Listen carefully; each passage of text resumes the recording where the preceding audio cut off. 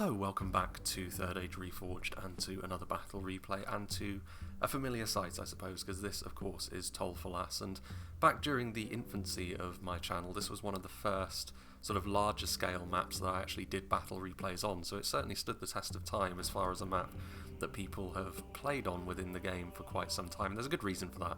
It's a pretty well constructed map, really, in the sense that there's plenty of different kinds of fights that you can have on it.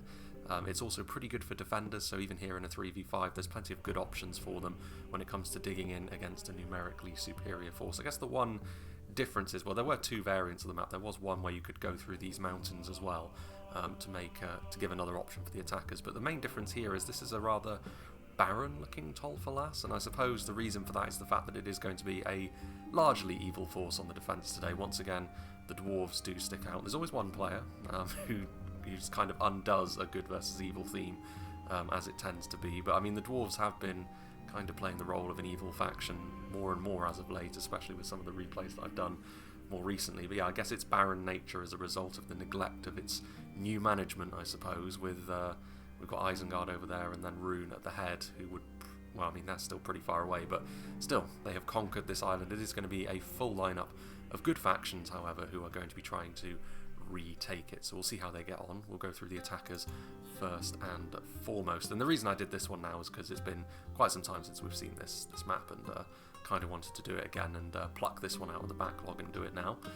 Starting off with Mevin over here, who's playing as Dol Amroth. I mean, I suppose they are the closest thing to an outright owner of TOL FALAS that you could have, sort of split between them and their Gondorian overlord, so they're going to be trying to retake the land which they have lost. Belfalas Marines make up pretty important part of the Dol Amroth roster now, because you can bring so many of them before the cost increases, and having javelins like this as an auxiliary unit is always going to be a useful thing.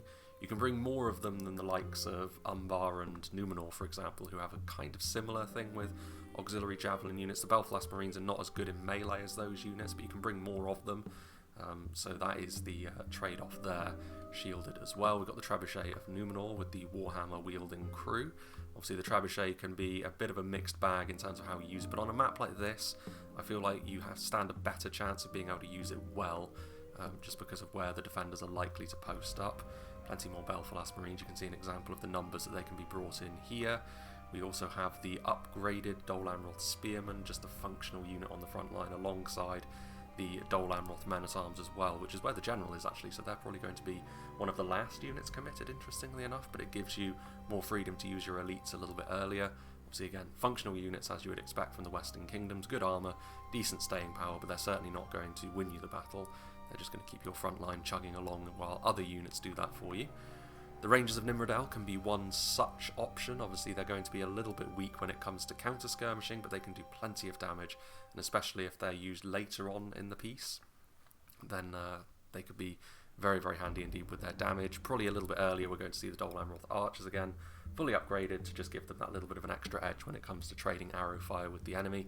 And as always in a 5v3, if you can get into a skirmish fight with heavy functional archers like this, it puts you in pretty good stead, I think, to go on for the rest of the battle, so I think that's a good option. Plenty more of the Dol Amroth Men-at-Arms as well. Not seeing a great deal of elite units, interestingly enough, so more of a functional army this, but numbers are a quality all of their own, I suppose. And then over here we have the Perithil Horse Archers, who can take advantage of the more wide open spaces on the map and do a bit of skirmishing as well, depending on what the defenders have brought. Moving on, we have a faction which tends to struggle a little bit on the attack, but they're certainly going to bring a good amount of quality in Lindon, played by Bosnian Populator.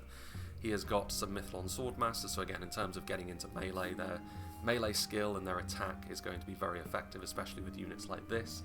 Their main issue is going to be trying to avoid getting shot up by skirmishers, which is certainly an option which all of the defending factions have today in various forms. So Lindon might be the ones to hang back a little bit more among the attackers and let maybe the slightly heavier forces of Dol Amroth and Erebor, which we'll get onto in just a moment, try to soak up the damage, and then they can be the finishing move, so to speak. Harland and Infantry do have those shields, but again, the same weakness does still exist with them. Hidden unit, probably Wardens of Alos Tyrian.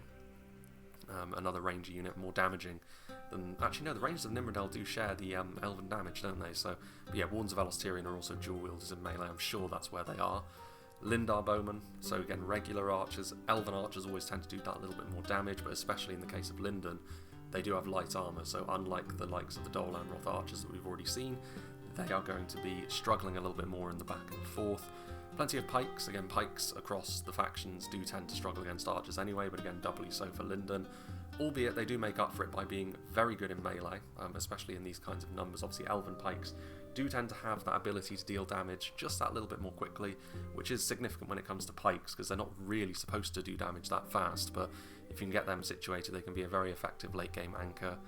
Javelins are, of course, something Lindon also bring to the table, much like the Belfast Marines we've already seen. We've got the Lindar Mariners, who are spears in melee, and the Mithlon Marines, who are a little bit more of that hybrid unit. Not a huge amount of ammunition on these guys, but kind of similar to the Harlingen infantry in melee, so they do play that hybrid role quite well, and there's plenty of armor-piercing damage that they can deal. And then we do have the heavily armoured upper echelon of Lindon. This is the only situation, really, where they shed their light armour weakness. The Noldorin Guard, very strong unit of line infantry again. Could be useful to commit them slightly earlier, perhaps, as a result of that. Noldorin Guard and the Noldorin Blade Masters, of course, which is where the General is. More traditional bodyguard position for the Lindon General. Very, very good two-handed swordsman this. Probably going to see them later on, though, because you don't want to lose your General. Even as an elven faction, it's something that you'd rather avoid if possible. Now then, a heavily armoured faction indeed, in Tintin playing as Erebor. Ironfoot crossbow, so of course the main weakness that Erebor have at range is the fact they don't have archers, but they more than make up for that with their mid and close range punch, and the Ironfoot crossbows are a big part of that. So again, we are going to see crossbows from the defenders as well, undoubtedly, but they are going to make up an important part of the attack also. So the Ironfoot crossbows will be interesting to see when they get used. Dwarven Miners to pad out the numbers. Bit of armour piercing in melee as well. We have the Ironfoot axe throw, so this is the closer range damage that Erebor are capable of dishing out. They don't have javelins, but the throwing axes, what they lack in armour piercing, they more than make up for, really, in their base damage. And also, it tends to be that they have a slightly more favourable throwing arc than the javelins, so they're a little bit easier to use. I don't know if that's just a placebo effect or what, but it does seem to be the case, so plenty of potential damage from them. And then we get into some of the heavy-hitting infantry. Erebor Legionaries, of course, very tough, expensive, but very, very solid indeed. And then we've got the Sons of Durin, of course, who are the more aggressive variant of the infantry on this tier. Plenty of armour piercing once again, which is going to be pretty useful across the board, I would suggest, especially against their fallen dwarven cousins. And then we also have the Ironfoot pikes. Again, time and time again, we've sung the praises of these guys because they do make up for a pike's general weakness because they have that shield from the front, just making up for that weakness against arrow fire. And then to round things out, plenty of Ironfoot warriors and a unit of Dragon Slayers of Ered Mithrin as well. So that's a scary force to deal with, especially in a 5v3. Then, over here, pointing towards the open plains, interestingly enough, we have Medexa playing as the Shire. So an interesting force on the attack, kind of similar to Lindon. They have not a huge amount of heavily armoured units in their roster, but unlike Lindon, they do have numbers, so they can just get through things through that method. We've got mercenary crossbowmen just to assist with those Parathil horse archers in the skirmishing game on horseback. We've got ruffians, again, more javelins, so plenty of throwing projectiles across the board here for the attackers. We've got the battling brandybucks to offer even more armour piercing. We've got the longbottom mob as well, slingers. Obviously not a huge amount of individual damage, but over a longer period of time they can be very, very effective. We have got the Shire Guard as well, so some halberdiers. Basic halberdiers though they may be, they can still be a useful anchor, and of course that armour piercing can still be a real game changer. We've got the Hobbitry in arms, the sort of standard numerous frontline infantry unit that the Hobbits provide, and then the skirmishing corps, we've got Banderbrass archers, we've got Proudfoot protectors, obviously again more crossbows combined with being pikes in melee, and the skin changers, the Bjornings, who are very, very dangerous, monstrous infantry units indeed. So interesting to see how the defenders deal with that sort of damage spike as well. You can't afford to lose too many units too quickly on the defence in a 3v5, even with favourable terrain such as this. And finally, Grumpy Old Moo, I love that name, is going to be playing as Cardolan, so again a nicely well-rounded force on the attack. They can struggle with morale though, regular Tharbad Toll Keepers in particular, especially without the armour upgrade, but they are very resilient, good shield value, not very damaging of course for basic spears, but even still, and yet more crossbows as well are going to be present for Cardolan. Cardolan sharpshooters and archers, so again that long range skirmishing going to be important. Armour piercing again, Tharbad Warhammers, very high tier armor piercing indeed, and 2 units of them with an armor upgrade. So that's a big investment considering you're going to have less money to play with as a single army, but I suppose as Cardolan you can still pad your ranks with some of these regular units anyway. Plenty of Cardolan men-at-arms. We've got the Tharbad Tollkeepers in and amongst some of the Greenway Footmen as well. Hearthguard of Amon Sul, the Heavy Archer, and here the Tharbad Tollkeepers again. Don't know, maybe there's Dunedain Rangers in there.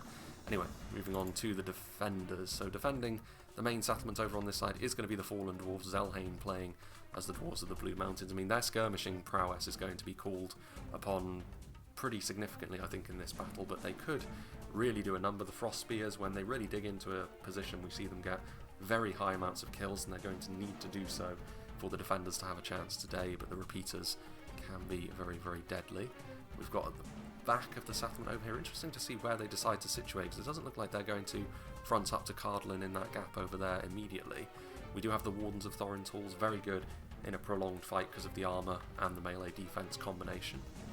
We've got the Stone Giant, who, I mean, it really does depend. It's kind of an all-or-nothing unit. If the javelins and suitable units target him down, he can be a big waste of money, but if they don't, then he is extremely difficult to kill off, and it's kind of like the ultimate monstrous infantry unit, really, in the sense that if you don't deal with him properly, he's going to cause a huge problem for your army, but if you do, he can be easier than even basic trolls to deal with.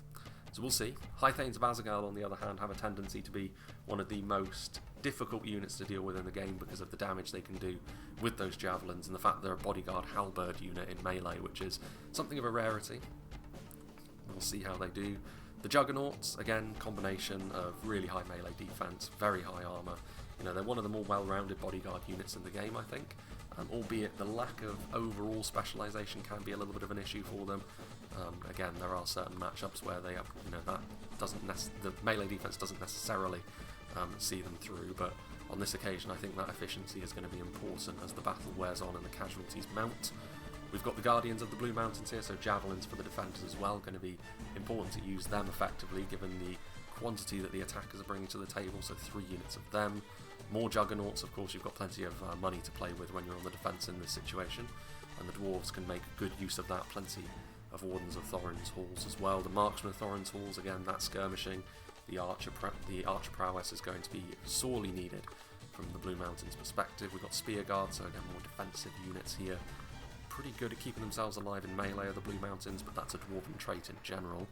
And then we've got regular warriors of the Blue Mountains here on the bridge, and then up here we do have another unit of the Frost Spears and another unit as well.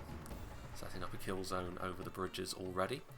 Now moving on, we have this cluster of runic units here played by Ding Da King. Again, crossbows for them. E-strong crossbows, probably one of the more fragile units of crossbows in the game. Only really the Umbar crossbows are going to die off more quickly, even with the armour upgrades.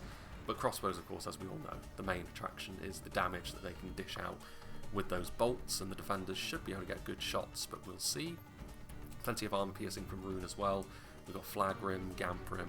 In and amongst there we've got Dragon's Wrath Guildsman, Carmel's Chosen, of course, the Dragon's Breath. I mean, as an artillery piece it can be really devastating, and in this situation you're going to need it to be, I think. Dragon Knights, I mean, so there is a cavalry presence here, including the Golden Raiders, so mounted crossbows. Interesting to see how they interact with the Mercs if they decide to sally forth early. And then we've got some Scion Rune as well, so pretty much what you'd expect from Rune. Sapphire Bladesman, always an effective pick as well. I mean, an interesting choice, I suppose, is the Chariots. The Wain Riders are the most numerous unit of chariots in the game, but also with the least effective ranged attack. Not that that often comes into play for too long, because chariots do tend to be a real flash-in-the-pan kind of unit, but I mean, we'll see if Ding can use them effectively, because they can be tough to use. We see them used badly more than we see them used well, to be honest, but that's no real problem. Well, it's not really a fault with the players, it's just they're a very difficult unit to wrangle in Medieval 2's mechanics. And finally Hidden, who sent me this battle replay, he's going to be playing as Isengard. Nazkai, of course, big armour-piercing damage from them. 2 units of them, so again making use of the extreme budget that they have to work with. Guards of Orthanc going to be effective on the front line as long as the higher end armour piercing that the enemy have brought isn't too much of a problem for them. And then over here we have Uruk-hai crossbows and archers, so again that ranged presence is going to be very, very important. More bolts for the defenders as well. The Trolls of the White Hand, in a similar vein to the Bjornings on the other side, are a very effective unit of monstrous infantry. Again, We've seen them be utilised very effectively in the past as well. I thought Baneguard for more armour piercing and the Berserkers 3 hit points to hack through before they will start to fall away. Uruk-hai infantry also. And that's pretty much it. There's some Champions of the White Hand on the hill, and there's also plenty of Uruk-hai pikemen and Uruk-hai infantry as well. Maybe less pikes than you would normally see from Isengard, but again, it's all a matter of choosing. Like, the composition for the defenders is always going to be important, but as is always the case in a 3v5, I think the use of their ranged weapons is going to be the key behind whether they stand a chance here or not. But of course I will be making a cut because the attackers have got to make their way across the barren land to start attacking the defensive position. I don't actually know where the defenders are going to choose to dig in from the start here anyway, so yeah, that'll be an interesting one.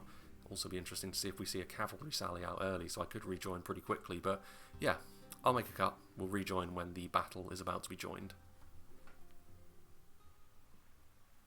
So, going to try my best to not miss the first trebuchet volley this time, and unsurprisingly, of course, trying to go after the more exposed Isengard position up on the hill, and Rhun have moved across as well to block the triple bridge approach over on the other side of the map as well. The unmistakable boom of the Dragon's Breath cannon, and to be fair, in an artillery duel, especially with the terrain being what it is, you would certainly back the runic artillery piece, albeit they could get a bit of friendly fire here. Right on the side of these units. This will be an interesting litmus test as well of... They did manage to get a pretty decent hit there with their artillery as well, thudding into the Guards of Orthanc. But as I was saying, this is going to be an interesting test of a 3v5 as well. There has been a little bit of discussion in some of the recent videos about how 3v5s often are very, very difficult for the defenders to win, and that is true, so we'll see how they do here. Again, this is a very well-known map for these kind of odds. There's some really good defensive positions, but it's not as if the attackers don't have any good options, and really this often proves to be the weakest point of the defence, mainly because you don't have to deal with bridges, but also because it's far more open. Whereas over on this side, while you do have clean sight lines, as the attackers, the defenders have got really good terrain up here and a narrow choke point that they can use, and it's not so easy for artillery and crossbows and the like to get decent shots off on them. But it's going to be a little while yet before Rhun have to deal with the initial attacks, I would suggest, of Cardolan, who are going to be backed up by Erebor, so that's an interesting combination. So all of the crossbows really are going to be over here, aside from what the Shire can bring to the table. But you can see here already that this is where the attackers are pressuring more than anything else. As I said, much less cover over here. The Vanderbrass archers are pretty decent when it comes to dealing their own damage, and indeed 1-to-1, because of the numbers, you would probably suggest they're going to be superior to the Uruk-hai archers. It will take their crossbows to get involved if Isengard is to start doing the business in the 1-to-1 fight here. First melee engagement does get underway, with the Hobbitry in arms having their progress immediately blocked by the half-orc spear guard.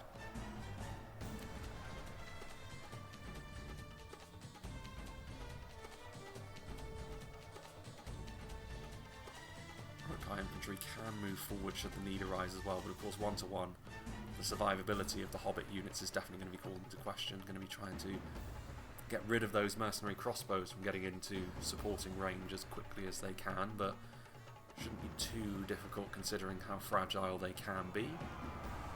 Lindon infantry charging in as well. Of course, that will be sufficient to significantly change up the odds in the melee fight, although are they going to stay in melee? Going to try and get around the edge. It would be an interesting fight between them and the Uruk-hai, actually. Individually, they've got the better melee defense, of course, and that elven quality. But Isengard do have the armour and superior numbers as well. Against regular line infantry, you back the Lindon elves even with a numbers disadvantage, but the Uruk-hai are a little step above that. Perhaps with the closer support from Isengard as well, they will be feeling pretty happy with things. Down here, meanwhile, we do have a little bit of support coming in from the Lindar bowmen as well. Just trying to crest the hill. Not as easy an angle to fire at as the hobbits were. enough to just keep that pressure up, and in a 3v5, as I said before, sometimes just doing any sort of damage with your ranged units can be enough just to apply that pressure. The Dragon's Breath, I think those projectiles are hitting the dirt directly in front of the artillery piece, but Mevon's Dol Amroth force is starting to creep forwards now, going to be coming across the evil dwarves pretty quickly. We've got some dead units on high, some dead Uruk-hai archers, but the Marksman of Thorin's Halls will be better prepared for any sort of counter skirmishing with that plate armour of theirs. They are going to start firing immediately, though at what? The trebuchet. Based on the shape of the terrain, a fair few of those arrows are going to hit the dirt just in front of them, but that will be enough to worry the trebuchet crew, because artillery does move really very, very slowly. Moving across there, with Cardolan archers up on the side, and you can try and fire over, but it's not the easiest task to hit units from up here. You can try and go after the Marksman of Thorin's Halls, but there is a bit of terrain in the way. And ultimately, when you get to positioning your skirmishers on the inside of this position, which is where they're going to be at their most devastating, that won't be as clear an option for sure. Meanwhile, continued fire from the Uruk-hai. Uruk-hai archers moving in. They look like they've still got ammunition, so I'd be a little bit surprised if they were being committed to a full-on melee. Indeed, that may be a pathfinding error, but they're going to be hit by those Lindar bowmen every step of the way. More reinforcements moving forward means that one unit of Uruk-hai supporting the half-orcs on the front line won't be enough, all on their lonesome. Even with the support coming in from the archers, which will, over a longer period of time, prove to be worthwhile against Lindon, but it's whether or not they can keep those arrows moving for the amount of time it would take for it to work out. Meanwhile, I did notice in the distance here the trebuchet crew having to abandon their posts for now. If they stayed under the watchful eye of those Marksmen of Thorin's Halls, they would have all perished eventually, even with the armour that they do wear. So they'll have to reclaim their artillery piece later, but that should be easily done. The attackers should be able to force the defenders back, and indeed the archers will probably be finding different targets when Dol Amroth's attack across the bridges starts in earnest. Tharbad Toll Keepers creeping forward slowly. Again, they are pretty good at absorbing damage from afar, less so probably against the Dragon's Wrath Guildsmen. They're throwing projectiles. Not too bad on that first volley though. Again, big shield value. All their points, really, all their useful ability is in their defensive resilience. That was a little bit more like it. Hefty damage there. Chariots are moving forward. I mean, this is probably with a view to trying to rout the Tharbad Toll Keepers off early doors. But again, you can see here immediately the chariots start to fall away. I mean, the runic chariots are one of the more numerous units, so it's not too much of a problem, but as a result they are also naturally going to be a little bit individually weaker, and chariots have a bit of a tendency to fall down fairly quickly anyway. Dragon's Wrath Guildsmen charging in as well as the chariots. Steady though, the Cardolan units, and without reinforcements right next to them, so I'm a little bit surprised. Yeah, now they're wavering. Outmatched in melee and charged by chariots is not a winning combination for a unit whose morale is questionable at the best of times. There's also the runic flaming projectiles as well. Albeit they're going after units that are moving forward only in support now. Their morale has stabilised in all fairness, and again, this was maybe the issue I was worried about with the chariots. They've charged in a few times already, their numbers have been greatly curtailed. And from a value trade perspective, you would definitely take killing off the vast majority of a chariot unit in response for only a single one of your basic spears. A bit of ammunition absorbed as well from the guildsmen as a bit of a bonus.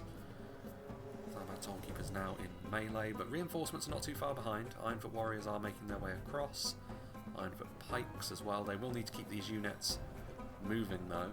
That's one of the main issues when you're trying to navigate bridges like this. Maybe a That's a little bit better of a pull-through charge there against Dwarven Miners who don't have the anti-cavalry bonus, and they do rout, so that is a pretty decent return there, but some more of them fall as a result. They've probably got one more play like that in them. Scion Room against Ironfoot Warriors. Scion Room should be able to outlast them, and the armour piercing will do the business against both Cardolan and the Dwarves, so more units are going to be needed across here.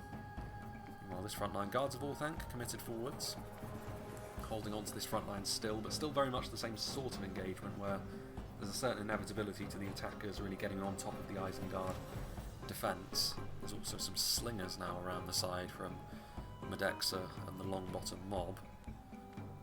Slings moving in, just trying to take away as much of the range support that Isengard has as possible, but there's so little of this unit of archers at the very least now that maybe that's not the most important thing in the world.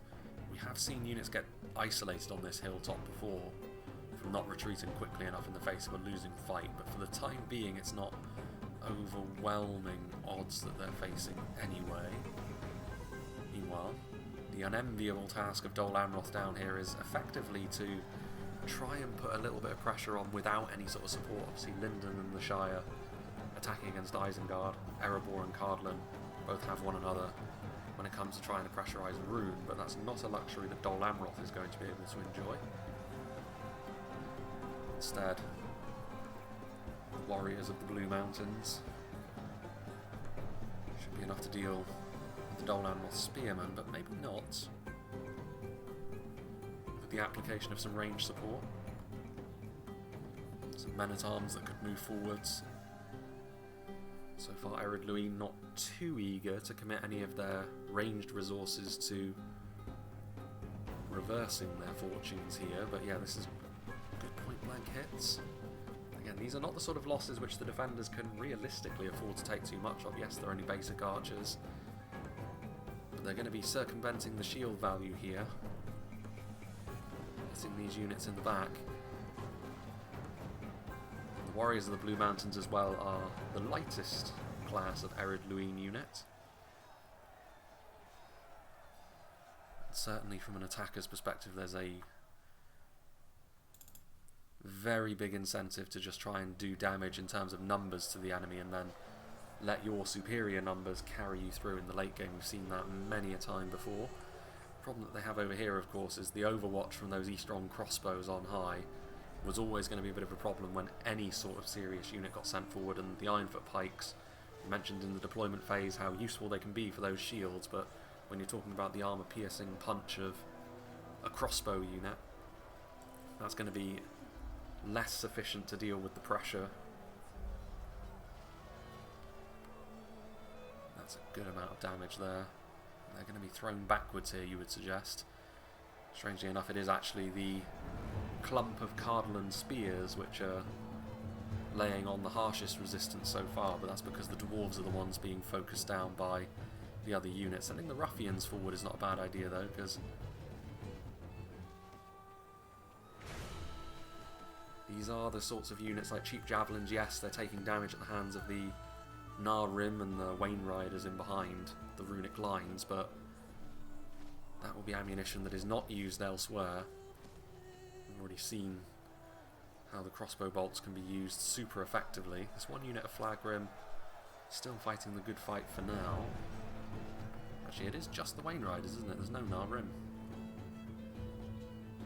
A sign of how many of them there are in a single unit, I suppose. Comparable to a horse archer unit, actually, at full strength.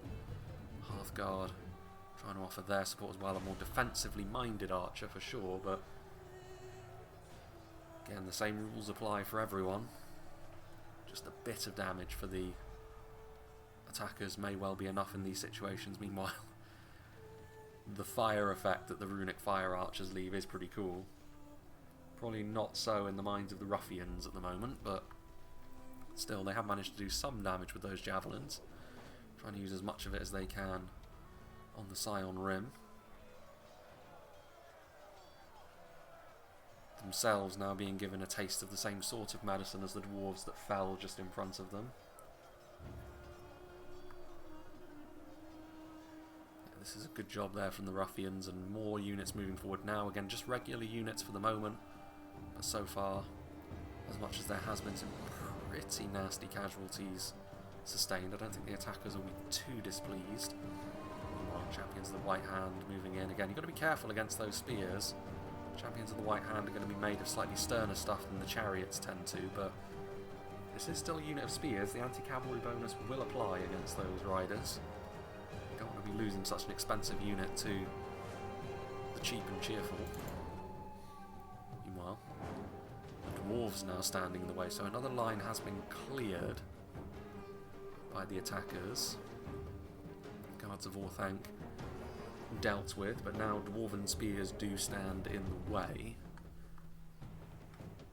That is the unmistakable whistle of crossbow fire. Where from, though? Ah, there we are. So yeah, they'll be wanting to counter skirmish with them.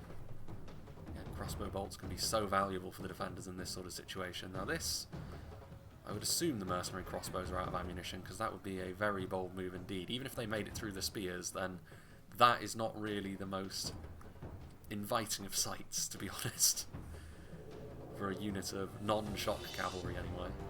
Lancers would at least do some hefty damage to the Uruk-hai infantry, but unremarkably, really, the mercenaries do rout. Renewing their assault once more, however. Mithlond Marines now taking the place of the Harlingen infantry, so presumably they've used their limited ammo supply and are now going to be marching alongside the diminutive hobbits, albeit the hobbits will be the ones to move in first by the looks of things. And our bowman's still down there, creeping a little bit further forwards now. Going to try and mitigate the amount of damage those slings are able to do. Again, just consistent damage is the name of the game with the slings.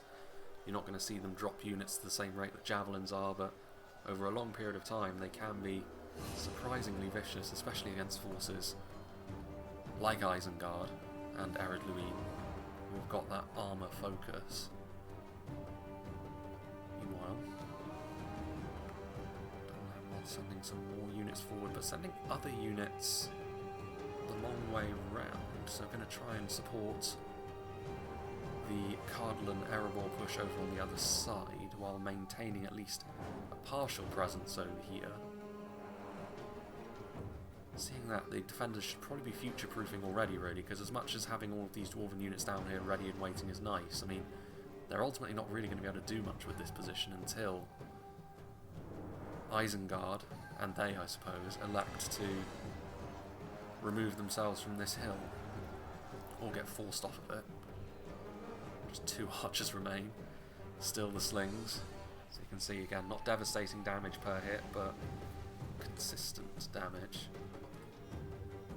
And that's Hobbitry in Arms taking damage, of course the Dragon's Breath firing from just the top of the cliff, so just about. They need to be careful, because I think if they try to move the artillery from this position it could end up sliding off the hill. Classic Medieval 2 fashion, but again, no surprise that the hobbits rout in the face of such things. The Spear Guard have taken a lot of damage, mostly from ranged sources. What's going on over here? Some sort of routing unit, it would appear. Yeah, one of the ruffians managed to make it all the way through the line. He's still going. Impressive. I don't know how on earth he managed to get through all of this.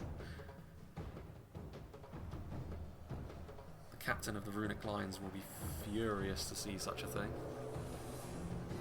Tharbad toll keepers and Ironfoot warriors once again making up the entirety really of the assault. Dragon's Wrath Guildsman and Flag Rim. Champions of the White Hand cycle charging into the units that are trying to cross the bridge, and it is a unit of swordsmen, so it's well worth doing, but you can see their Greenway footmen broken and fighting to the death in the face of the Carmel's Chosen, who are now going to try and cut them all down before presumably trying to surround the Ironfoot pikes. So it's been continues to be costly for Cardolan and Erebor this, but there's only one unit of crossbows up there now, so again, that's what you have to bear in mind as the attackers in this sort of situation. Like, yes, you're sustaining pretty consistent losses and it's looking a bit grim, but it's built upon factors for the defenders which are temporary. Defeat seems certain for the time being. Sapphire Bladesmen again moving forwards, but thinking better of it because they clearly still have ammunition left and they don't want to be caught out in melee with Sons of Durin too early. Mounted crossbows we've already seen utilised over on the other side, on the attackers' side of things, but now the defenders doing their best to also chip in. Hearthguard, Cardolan sharpshooters and Cardolan archers, a different ranged unit on each one of the bridges, so crossbow bolts for the attackers. That's a real problem really for the defenders to have to try and deal with at some stage. Heavy archers as well, difficult for them to get rid of in this sort of circumstance. The Gamprim do move in. The Ironfoot Pike's holding on for now, but they will surely be overwhelmed in this sort of situation. Sons of Durin, again, as far as armour piercing goes, Rhun probably the least dependent on armour among all of the defenders, but still it will be useful against them. They don't have the melee defense to offset that difference anyway. Siren, so the other unit of chariots moving forward now. Going to try and break the spirit of these units, and they do against the Cardolan Man-at-Arms, so the Sons of Durin will be isolated now in this fight, but surely they're going to bring down a couple of the chariots with the kind of attack that they're capable of laying down. As bad as we've seen. Sapphire Bladesmen, so Rhun, what are they going to do now? Having achieved that, I think they do intend to remain here for the time being, and they kind of don't have a choice, I don't think, because if they do try to leave, they've got some units in reserve, but unfortunately for them, they're just going to get pinged in the back by all of these crossbow bolts and arrows that Cardolan have laid on. Erebor can move forward and really turn the screw on that as well, so Rhun are going to have to try and make the best of it. There was a unit of Wardens of Elos Tyrion over there, so even Lindon are going to try and get in on the act. Try and loop some shots over here. Not quite long enough to reach, I don't think. There's a few of those Dol Amroth units on the way across to Parathil Horse Archers, but of course if they do end up losing this choke point over here, it does have a knock-on effect of what are you going to do further into the settlement. See over here, Dol Amroth right up in the face of the Dwarven defensive lines now, so continuing their assault, and I think they see the writing on the wall for Rhun on the other side long term, so they are going to start to filter their units back, future-proof things a little bit, even though certainly from an Ered luin against Dol Amroth perspective they're still mostly very comfortable. Dol Amroth's infantry is functional but not quite as robust as the Dwarven picks. Then I have the Lindon units. Again, yeah, they're going to lose a unit. They are going to get one of them isolated. I did mention that's happened before and it's going to happen here. One unit of Wardens of Thorin's Halls. It's a fairly unfortunate loss, that as well.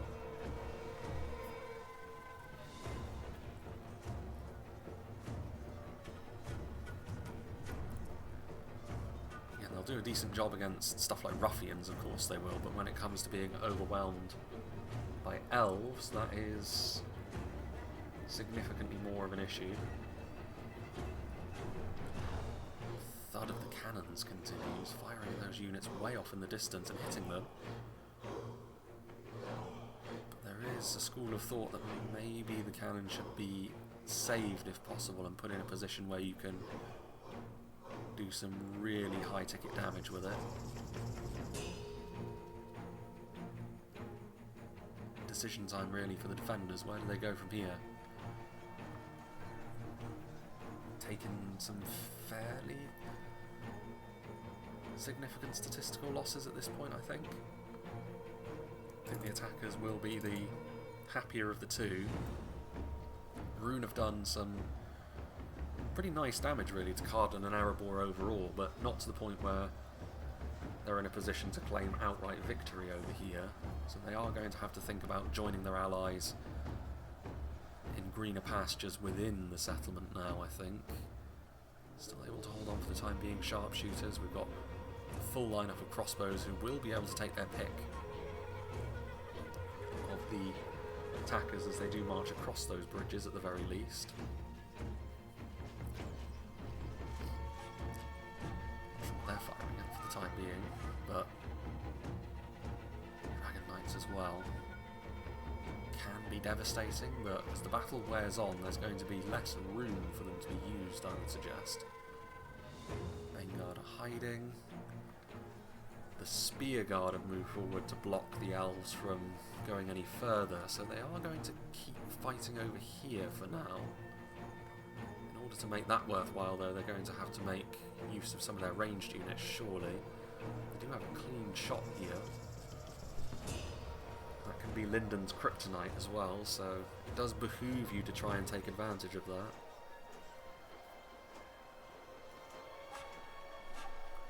Slinger shots now.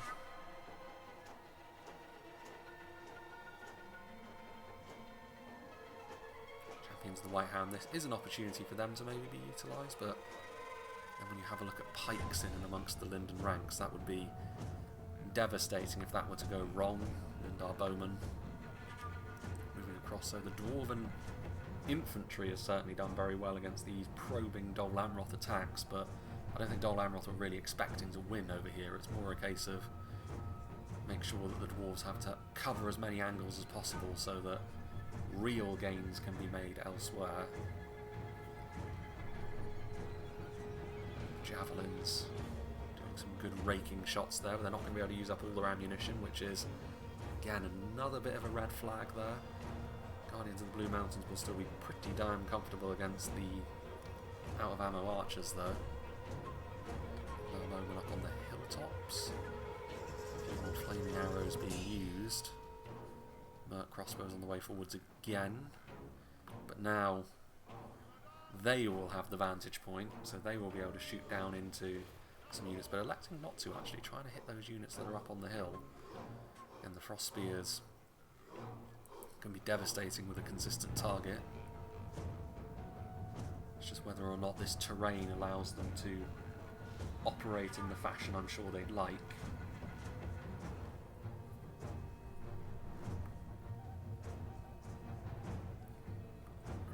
Crossbows.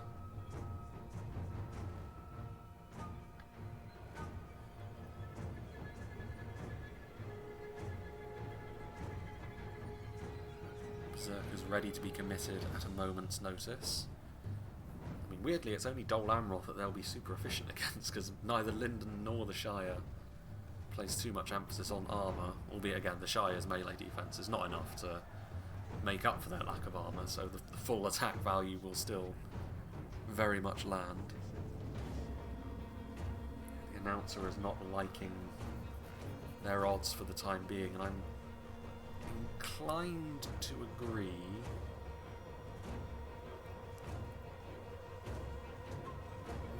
And these Lindon forces are shaken. Uruk-hai crossbows and the frost spears have been, well, it's the Uruk-hai that are firing over here. The frost spears instead are focusing on trying to continue to do damage to Dol Amroth. FALAS Marines, the current target. You can still see plenty more where that came from, plenty more reinforcements, but not a limitless amount. Again, if these attacks do start to fall apart, be the defenders' way back in. Preventing those javelins from being utilised is a good start. And after one spear that got left behind. All of this, however, is dependent on Rhun continuing to hold on from their position.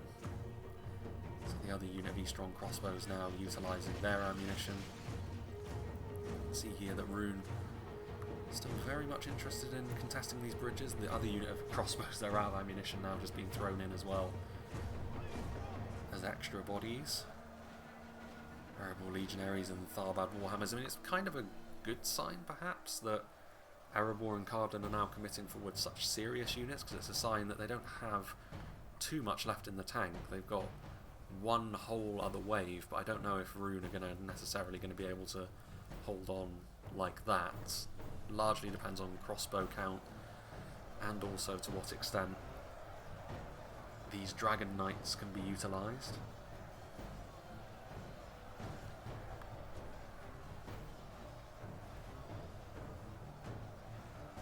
Cardolan Archers, I mean, charging in here, none of these units are armour piercing, but they don't really have the opening to get a really nice crisp charge off with those Dragon Knights. Do get the Lancers down now though. It's not devastating, but if you can keep knocking on that door. Cardolan Man-at-Arms alongside another unit of Erebor Legionaries over here. More of a quantity fight though against the Flag Rim and the Eastron crossbows barring their path.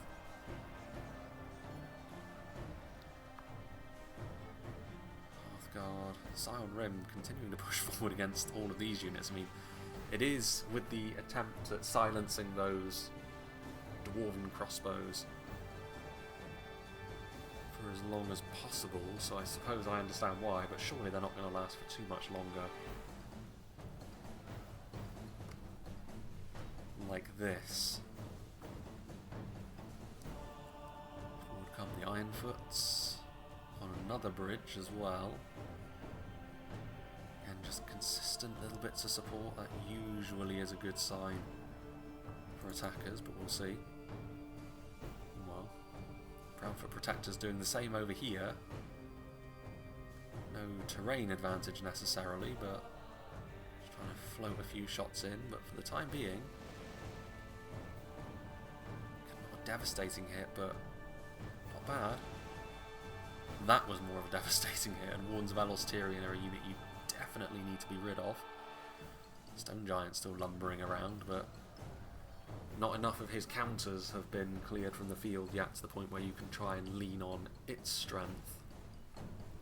Forward come the Shire Guard, outright sending one wave packing. I mean, surely the Shire Guard are not going to be enough here. There's Nazkai, there's Juggernauts. Need to be a bit careful though, because they're getting pinged by Merc crossbows.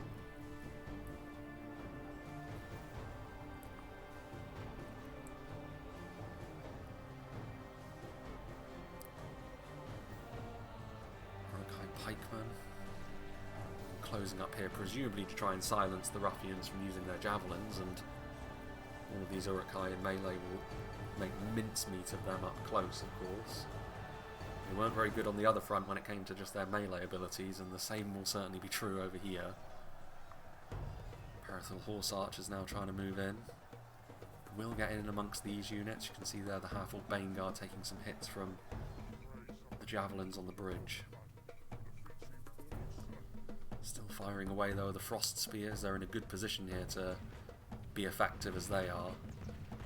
They've definitely taken some counter fire, but they continue to get consistent shots, and that'll be a big part of the reason why Ered Luin have stood firm against all of these attacks so far. No dead units up here. Second unit of Frost Spears that can be committed forward should the need arise though. Small matter of the skin changes to be committed at some stage. The trolls as well. Monstrous infantry from both sides, although it looks as though the trolls are maybe going to move over to the other side of the battlefield, maybe try and give some aid to the beleaguered Rhun. Guardians thinking about using their javelins, but deciding not to in the end. Crossbows wielding their bayonets now rather than their bolts, but we've already seen them be effective also. Amroth laying it on thick with the numbers now as they continue to try and breach these bridges. And they will be able to do so over here. Well, I mean, the Guardians and the crossbows are in the way, but for how long, when you see a unit of the Noldorin Guards quality leading the way, backed up by pikes, and then subsequently backed up by numbers as well. That's another good hit from the Dragon's Breath though. Good performance from your artillery is necessary really when these are the odds that are facing you. those javelins high. Well, Erebor now moving forward, so they have just now cleared these bridges. That's a fair amount of units they're going to be bearing down upon the settlement now, with really any sort of relief. I mean, the Nazkai and the Berserkers probably needed to be over here sooner. Uruk-hai pikemen on the way across now as well. I mean, they can still set up another defence. The Sapphire Bladesmen are there, and this is how cavalry can be useful, because this sort of cycle charging is obviously a bit of a forlorn hope for them personally, but it will buy time. It will also kill off a few important units if the attackers aren't doing their due diligence. But yeah, cycle charging here, trying to set up a new defensive line, and the Sapphire Bladesmen themselves are going to be pretty effective here as well. Golden Raiders still with a bit of ammunition themselves. What are they firing at? Not the best angle of firing there. But Isengard will be able to set up another front line, so we'll keep an eye on that. I think it's because they know they need to keep this front line going, essentially. If they were to try and retreat from here, it probably wouldn't go well. Still got some pikes and some champions. Crossbows, there is the Stone Giant. Was committed forward, but now moving backwards instead, allowing the slightly smaller trolls to do the business instead. And actually, trolls against the Skin Changers, fighting in very similar parts of the front line. The Juggernauts, however, are backing up the trolls, and those Noldorin Guard have been shown the business, and the pikes. I mean, we know that pikes are not going to do particularly well under the attention of trolls, especially not when they've got bodyguard tier infantry around them in support. Lindar Mariners now being introduced to the trolls, and High Thanes. They've been so effective in melee in the past that it's not surprising that Lindon would make it a point to focus on them with their javelins before the trolls ultimately silence them. High Thanes, however, going to have to go after the Skin Changers. As much as the trolls of the White Hand have already done a particularly good job in melee, the Skin Changers are likely to do exactly the same sort of thing unless the defenders can stop them. So we'll see what the High Thanes are really made out of when it comes to dealing with this kind of unit. The one unit of Nazkai that was holding back the tide on the hill, however, has now been breached as well. So there is an opportunity for the FALAS Marines and Shire Guard and all of the other arriving units now to try and wrap the defensive lines up, and getting surrounded over here would be a bit of a disaster, given how things have gone so far. Rangers of Nimrodal now moving across the bridge as well, so the Frost Spears are going to be firing from on high. Uruk-hai crossbows are going to do the same, but for how long with the Rangers trying to go after them? The Juggernauts are going to try and prevent the Rangers from going any further, which they will do, to be fair, but those crossbows are firing in. I suppose that's the play here, just try and set up a position where all of your remaining ranged units can try and do as much damage as possible. Still, fairly big attacker presence still to deal with. Nice charge from the Champions of the White Hand, however, going after some uncovered FALAS Marines. Routing them as well. So again, these are all little victories here for the defenders. It's just whether or not they're going to be enough to overcome the odds they do face anyway. Noldorin Blade Masters, along with Warns of Elos Tyrion and Rangers, they have now surrounded the Juggernauts, which is not likely to result in a particularly positive outcome for them unless there's a bit of support coming in. But fortunately for them, there is. Decent shot from the Frost Spears as well. So that's not going to be great for the Noldorin Blade Masters. The Trolls, and there are only 2 remaining. And there are 15. 2 of them over there, the rest of them dealing with the slightly less dangerous Noldorin Guard. Still a bit in over their heads here, the Trolls. That artillery has done a very, very good job indeed. More units routing off as a result of direct hits. A lot more units routing off as a result of direct hits, and that's exactly what you need from your artillery. routing the enemy can be just as good as outright killing them in these sorts of situations, but they are on the clock here because Cardolan and Erebor, it was always going to be, yeah, and Isengard in the end actually turned around from that position, so now the rather interesting thing to try and do, well, I guess actually is the Dragon's Breath out of ammunition, because if it is, it's not quite the conundrum that it could have been. It looks like it. Lindon's general is the first to fall. So the crew and that one unit of Frost Spears is over here. So they try to consolidate themselves, but they're essentially on 3 different hills at this point, the defenders. It's not so bad for these two over here, because they're still close enough to one another and the ranged units can still support one another, but the Frost Spears and the Dragon's Breath crew, that may not be the case for them so much. Champs of the White Hand, Golden Raiders, less dangerous, but still trying to chip in. That's not going to go so well for them, however. Slowly ambling into a unit of Shire Guard.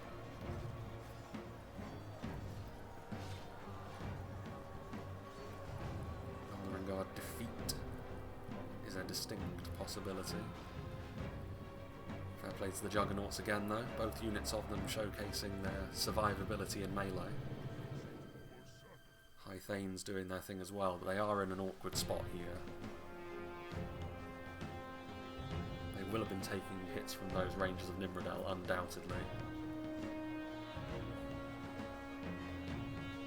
Dragon Knights now across here as well. Actually, the banner carrier is actually the golden variant of the riders rather than the silver ones. That is where the runic general is, however, so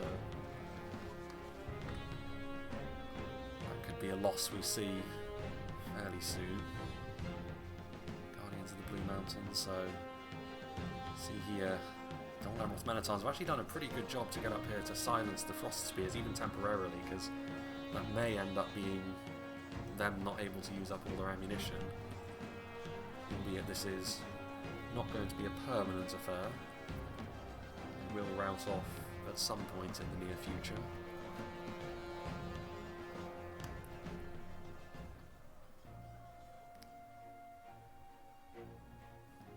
Crossbows.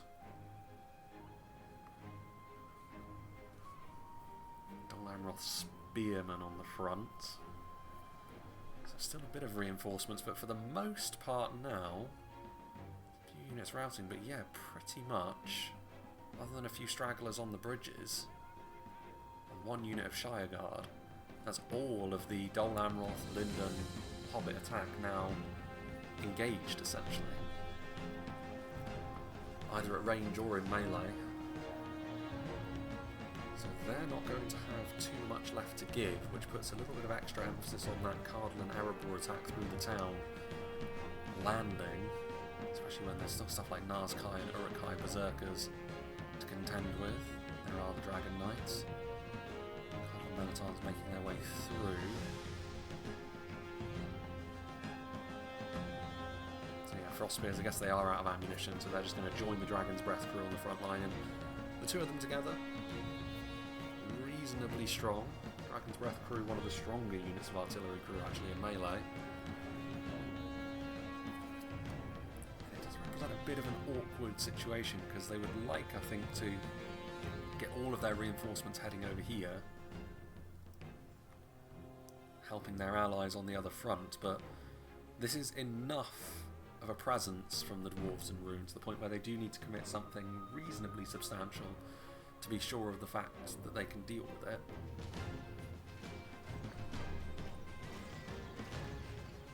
Going after the Dragon's Breath crew by the looks of it with the crossbows, but that's going to mean the Frost Spears can get in and amongst things. There goes the Ered Luin general, cut down by one of the very few remaining Noldorin Guard on the front, actually.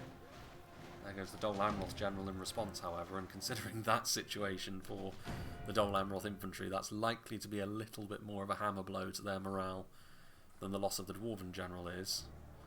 They're still steady, they were momentarily shaken there, but the Berserkers will probably be enough to finish them off. High Thanes of Isengard aren't going to rout at the very least. They do find themselves in a fairly tough spot. Other unit of Shire Guard now making their way across. Uruk-hai pikes. So Nazkai, the other unit of Nazkai, were trying to force their way up here before and were unsuccessful, but there's less here now. Rangers of Nimrodel are the only unit that are in behind the defending Proudfoot Protectors. Which is fairly telling. I mean, those pikes are going to be a problem though. Uruk-hai crossbows on their own are not going to be enough to handle this situation.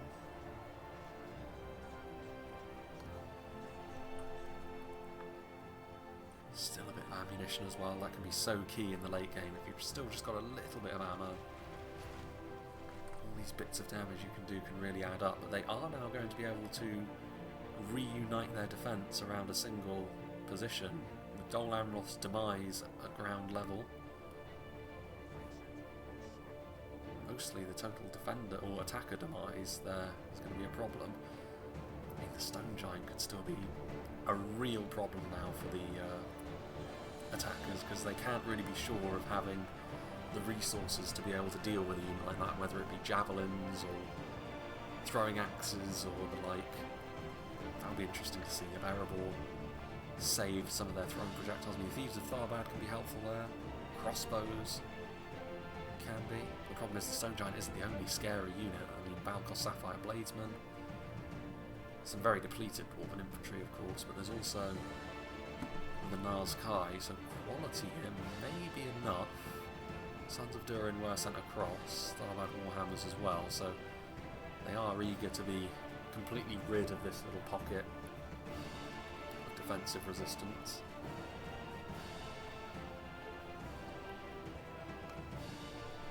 They will be able to do that at the very least, but I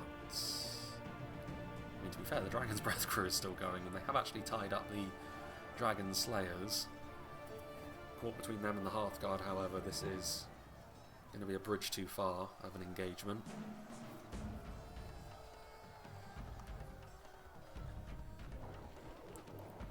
There goes the Isengard general. Again, Isengard, rank and file, like crossbows who are in melee, will be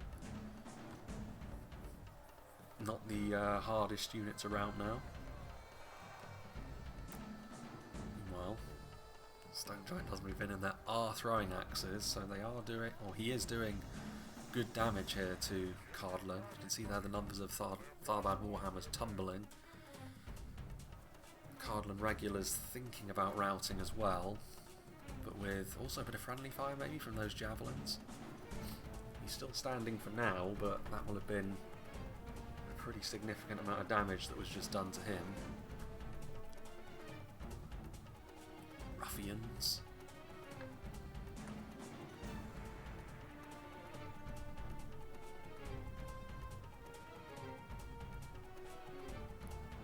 Wading through all of those dwarves there. Routing in behind enemy lines, so yeah, javelins being used. I mean, they're taking up a Shire Guard going after the Frost Spears, completely ignored by the rest of the units. I guess there's a lot going on, but it's surprising that a unit of Halberds has managed to get basically right in behind enemy lines. I don't know if they'll be enough to win this fight though, but maybe a delaying measure is the best they can hope for the moment.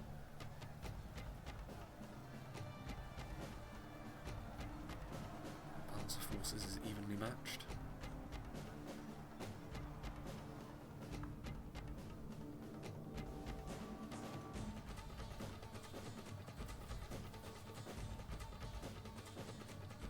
Guardians surrounding them now. Cardolan General is still alive though, somewhere. Albeit with the amount of Tharbad Warhammers that are in melee, I don't know for how much longer. Trying to pancake as many of them as possible. It's interesting that Isengard are now being so aggressive. Maybe trying to pick apart the clumps of attacker units while they are still stretched out like this. And there's still Sons of Durin fighting Frost Spears over there. Again, victory is an inevitability for Erebor, but that delaying measure has cost them some valuable time.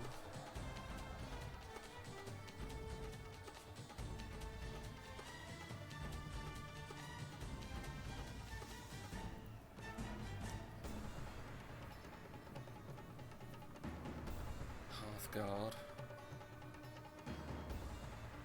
Tharbad Warhammers do charge in. Not enough to bring him down for now. For yet. In come Nazkai, again, good quality unit, and that will make sure that the Iron for Axe Throwers are not able to continue to use their payloads either. A player admits defeat. Who could that be? Not Isengard, not Erebor, not Cardolan. Maybe any of the defenders, I wouldn't have thought. Blue Mountain's still alive. Rhun still just about hanging on in there with some units.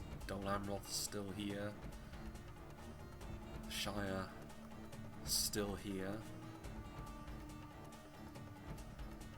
So therefore it must be Lindon. Interesting that the elves are the first ones to go. The announcer still doesn't fancy the chances of the defenders, despite the fact that it is now very much in the balance, I would say. I think the quality of the defending units is something which the attackers are going to struggle with. Especially if they can make sure that they keep the shelter of those pikes up close. Sons of Durin. And they need to probably try and consolidate here, the attackers. But they've just been a little bit too disparate, perhaps, and that could end up being pretty devastating for them.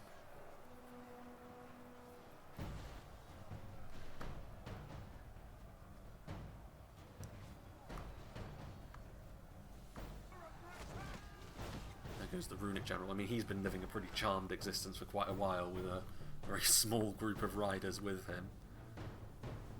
Filled full of holes there. Rangers of Nimrodel. I mean, it's all well and good going up on top of that hill, but I don't think you're going to be able to hit anything from way over there. The rest of your army does need a bit of support. Sapphire Bladesman throwing axes, going after the Juggernauts, but I think there's a case for saying that maybe there is a slightly more apparent threat to them. That is the price for not taking it seriously enough, I think. Many more dwarves pancaked. Hearthguard still there. Tharbad Warhammers in depleted numbers. There aren't enough of them to break the formation of these pikes, so held at arm's length. What pikes are best at. Some axe throwers on the way forwards now. Again, I think he counts as a giant infantry unit, so spears are not really going to be the answer. He's not really doing any damage though with that attack. If he was doing his big splat attack with his hands. Some very depleted berserkers. And having to balloon their shots pretty high. I mean, throwing axes should, in theory, be excellent against pikes.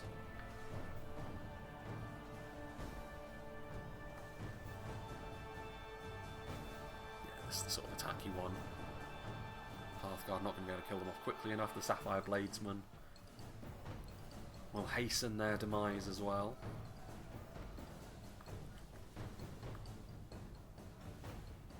Axe throwers.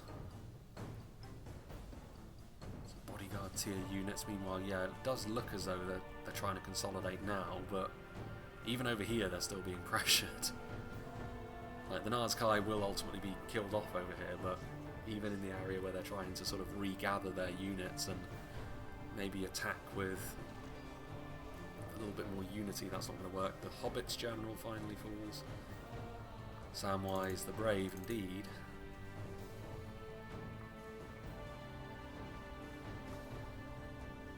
Very depleted Frost Spears, and stray Javelin was enough to do the business. I think this is what this fight is going to be now. It's going to be a very disparate affair. There's going to be like small engagements happening here and there, and the cumulative outcome of all of them is going to be tough to read for now, but Again, stuff like this is what the attackers need a bit more of. They should be able to completely finish off this unit of pikes with a bit of consistent fire.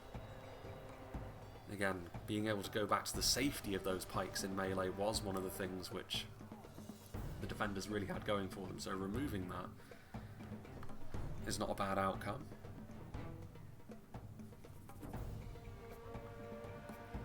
In come the axe throwers now to finish them off, and indeed they do rout. There goes the stone giant. He did actually leave these Hearth Guards alive. Dol Amroth could bail them out here, and in fact the attackers should be able to reconsolidate their units over here. So all of a sudden now it's maybe the defenders that are going to be the ones to pay the price for being a little bit too all over the place. And now another unit is going to be introduced to the Stone Giant special.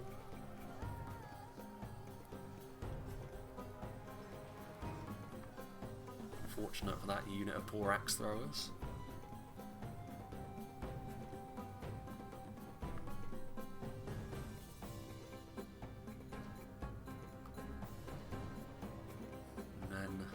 Sons of Durin, I mean, they're still trying to flee, essentially. It's rare that you see the Sons of Durin shaken. Juggernauts and High Thanes. Iron for axe throwers.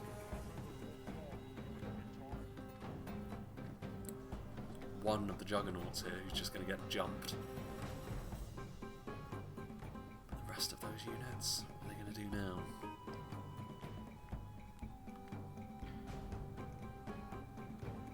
Still some ruffians from Cardolan.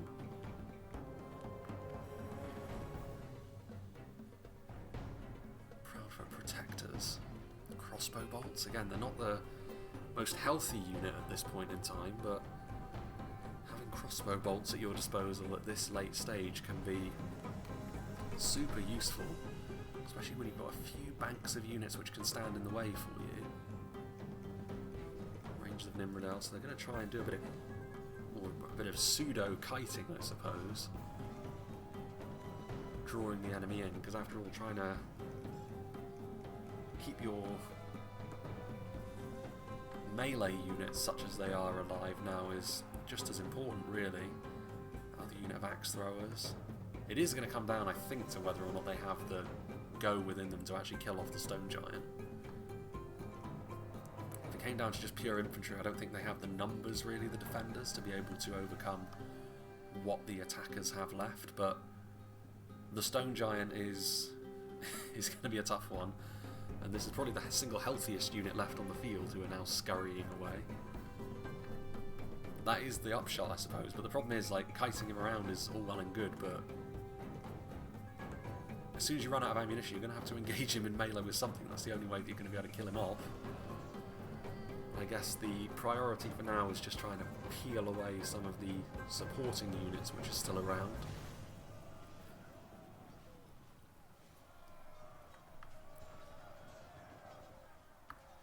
Iron for axe throwers on the way forwards.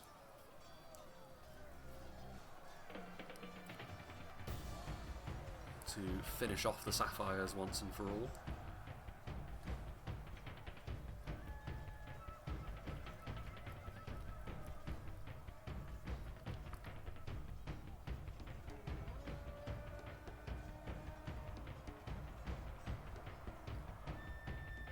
Do from here.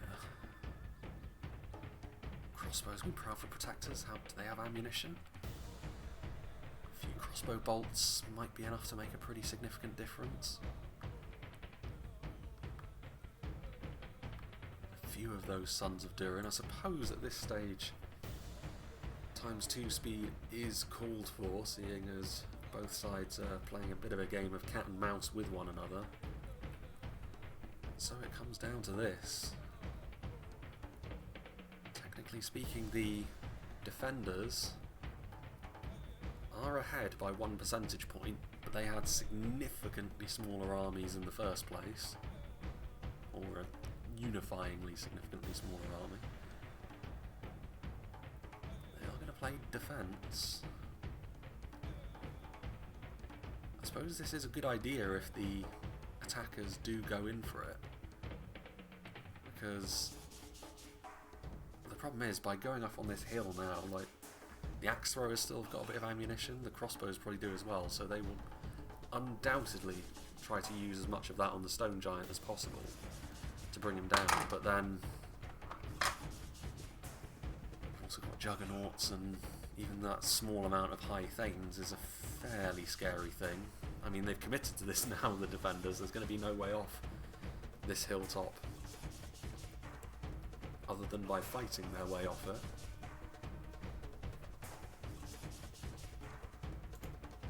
This is going to be a ×6 moment.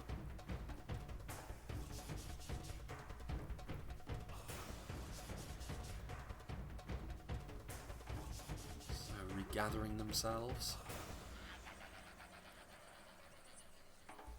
This has been fertile ground for the defenders, in fairness. The Dragon's Breath had a good battle of it from up here. If the defenders do ultimately go on to lose this battle, it won't be because their artillery didn't pull its weight.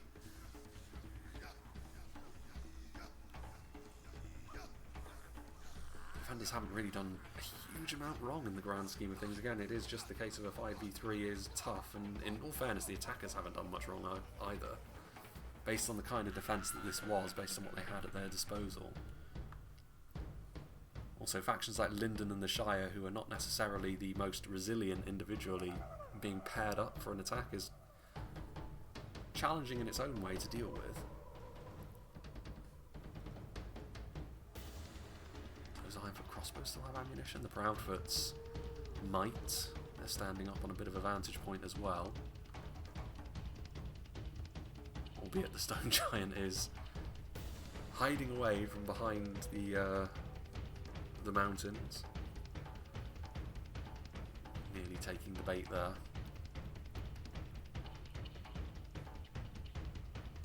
A few bolts being utilised.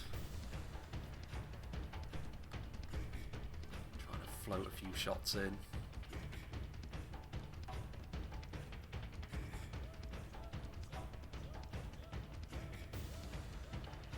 Is in the balance though. I mean, I can't really blame either side for doing this, but I think this last bit of manoeuvring has been pretty good by the attackers, because they've got just a unit up there now.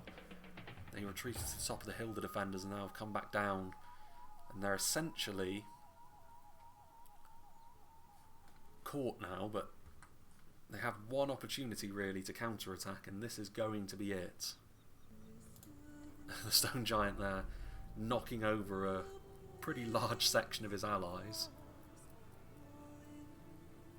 I mean, now that he's committed though, he's probably going to have to continue to move in. Sons of Durin, 58 of them.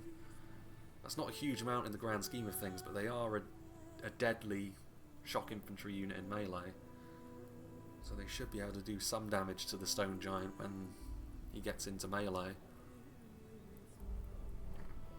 Throwing axes, actually going after the juggernauts instead. Few hits.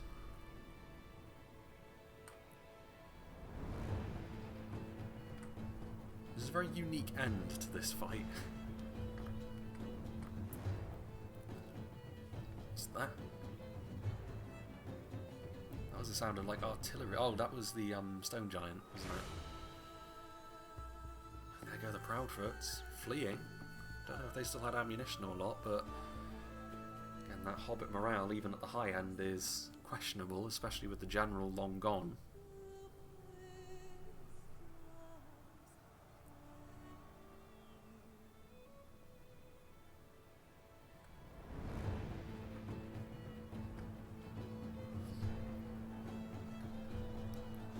Axe throwers in melee now. High Thane's going to be victorious at the top of the hill against the crossbows. They need those Sons of Durin in melee, really.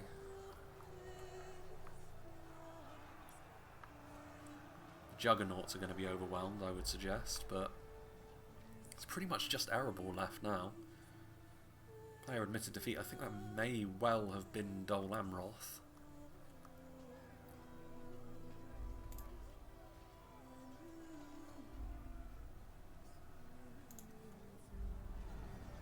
Given those Rangers were the last unit he had over here, and they don't appear to be over here anymore.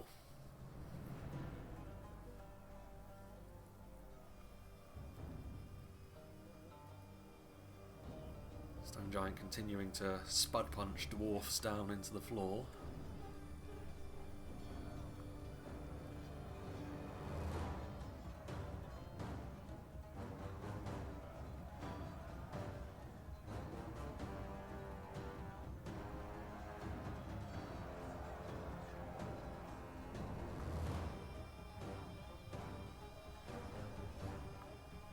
Shame he's attacking basically the wrong side of the hill. So I mean, High Thanes will probably kill off those crossbows, but it really is just going to come down to, do those Sons of Durin, with a little bit of help from what is effectively fodder at this point, have enough to finish off the Stone Giant? Close to release, we did see an example of the Stone Giant essentially carry the team to victory based on its huge survivability when none of its counters are present. This would be the first time since that we've seen it, but it does serve as a reminder that this, even if it does go on to lose, I think, based on how close this one has turned out, it's got that distorted look to it as well when it's on the side of the hill. It's a sign of Medieval 2's age, I suppose. The Sons of Durin are shaken at this point. A decent bit of damage.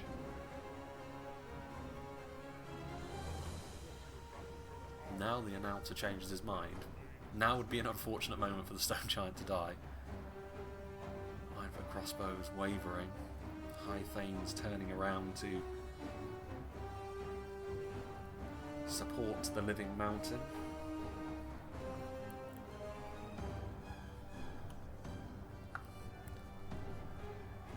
I mean, it's a tough, it's a tough ask for a dwarf when that's the view you get. And they rout. I think as a result, that's probably going to be that. 9-foot crossbows, back up to ×2 speed, I guess.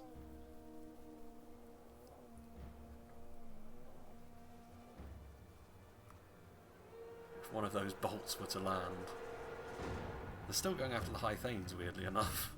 I guess it doesn't really matter because the High Thanes will be victorious in that little melee fight anyway.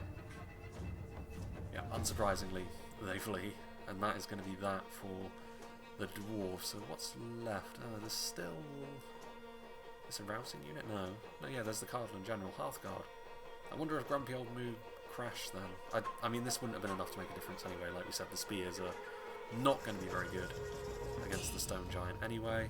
2 Tharmad Warhammers. I mean, it's hard to tell really because it's not as if the Stone Giant has got a health bar above its head. Maybe one more hit would have been enough, but probably not in the grand scheme of things. Like, what they really needed was any unit of javelins really at this later stage, and also a clean shot on him, which they just didn't have. That's something else that the defenders have done well, I suppose. The Stone Giant here. Restraint was shown, because time and time again we have seen the Stone Giant used early doors and countered relatively easily in the same way the trolls in the older version of the game could be. Whereas if you just wait, and if the enemy doesn't have the resources to deal with him, he can be so tough to bring down. It is also worth saying there wasn't really a huge amount of aggressive infantry really late game when the Benny Hill routine was going on through the town. It was only really those Sons of Durin.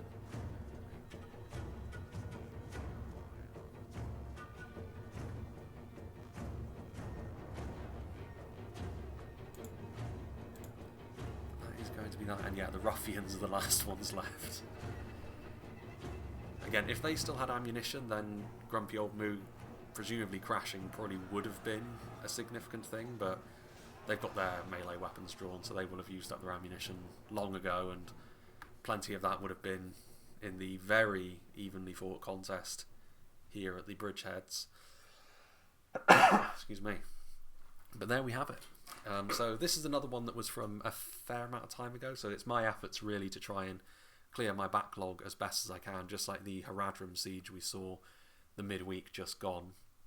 So again, in an effort to do that, for some of these older replays I probably will try to utilise the normal Wednesday slot for clearing out those, and then if there is like a new replay that I get sent on a new map or something like that with a theme, that will be the one that takes priority on a Saturday. That's kind of what I'm going to be trying to do now.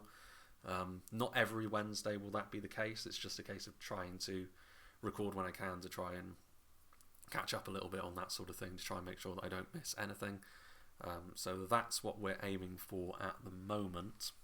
But anyway, back to the battle itself. Big thank you to Hidden for sending this one in. Big thanks to all the players as well for being a part of it, although it was a little bit of time ago now. So yeah, like I said, I don't think either side did anything massively wrong. It's just a case of, if you're the attackers, it's rare that in a 5v3 using your resources freely is going to bite you too much, as long as you're hitting something.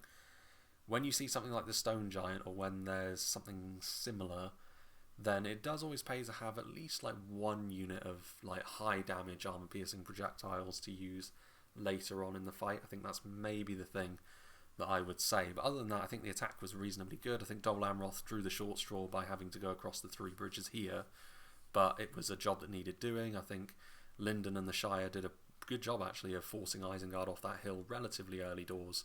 And then Rhun initially did a lot of damage, but also surrendered quite a lot of their own casualties as well to Erebor and Cardolan's advance, and ultimately those were the 2 that managed to force their way into the settlements as well.